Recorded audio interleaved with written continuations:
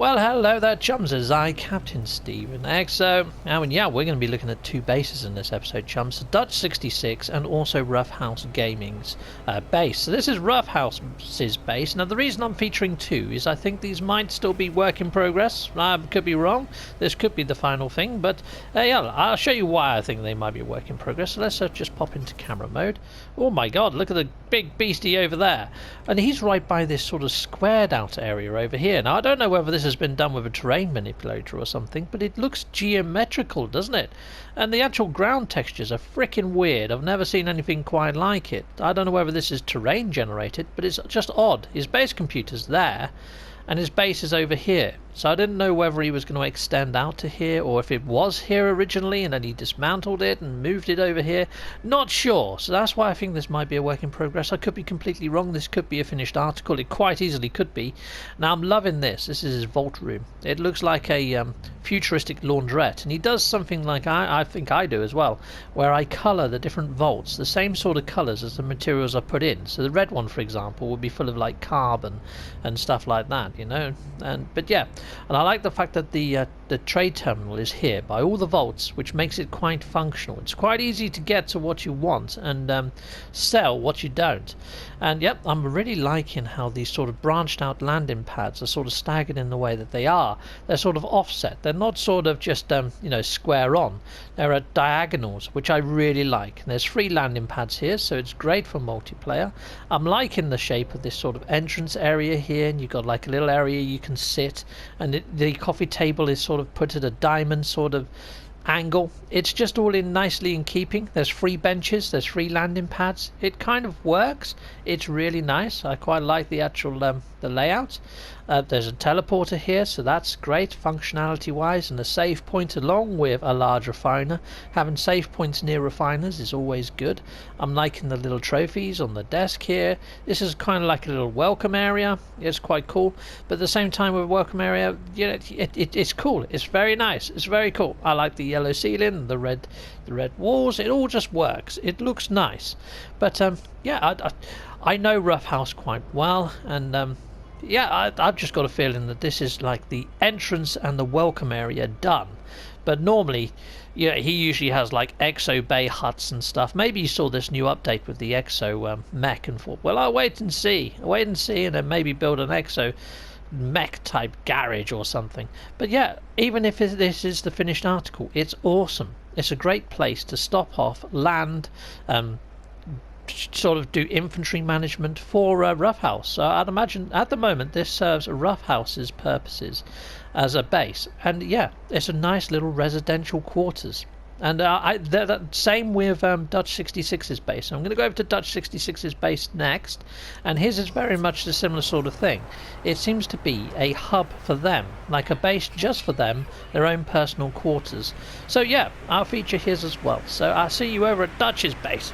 Bye for now! Well, hello there, chums. It's I, Captain Steve, and I'm in the NMSA hub, and I'm at Dutch66's base, and it's pretty damn big. So let's just take you for a quick camera mode guided tour, because we can stick the sun in the sky like so.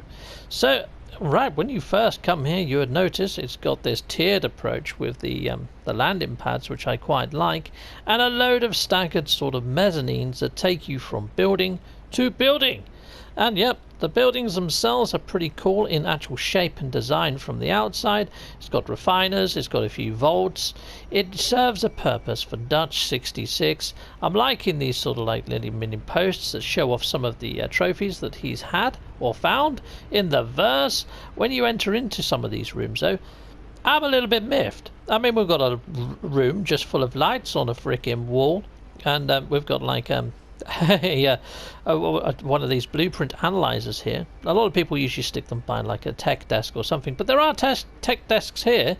They're just a little bit hard to find. It's very much like a little bit of a maze, and when you do traverse the maze and you go all the way through an area that you feel should be functional, you end up like in a room that isn't all that functional. There's not much in the actual rooms when it comes to dressing or decor, as you can see in here. If I could have got up that staircase, but some of the terrain has encroached in. Now, I don't know whether this is still a work in progress. However, Dutch did drop me a message to say, nope, it's all good.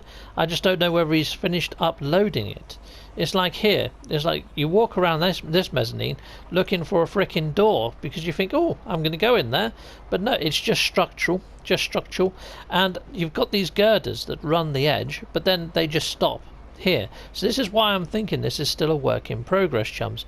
It doesn't seem to be fully uploaded, and perhaps at this stage I shouldn't be doing the tour, but this is the third time that Dutch has messaged me to say, yeah, you can go visit it, you can go and have a look around. So I'm showcasing it now, chums.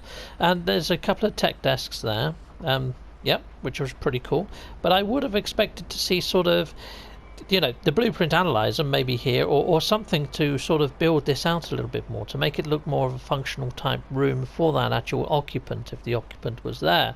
And there is a teleporter over here that takes you to an underwater base. So this is two-tiered, which I love. I really do like that aspect of this base.